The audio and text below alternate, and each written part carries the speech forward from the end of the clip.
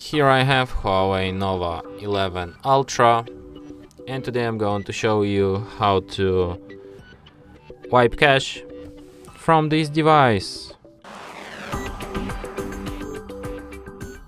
So to do this, firstly you have to turn your device off by holding down power key.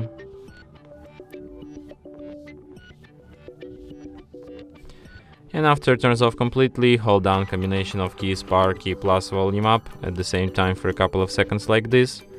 And after the screen turns on, you can release power key and keep holding only volume up, just like this.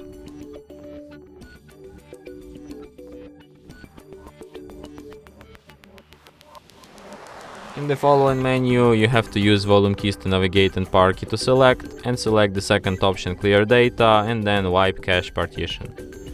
After a few seconds, cache wipe complete. Then you select back, restart, and device will be restarted just as usual.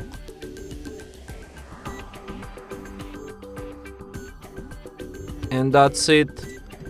Thanks for watching. If you find this tutorial useful, don't forget to hit that like button and subscribe to our channel.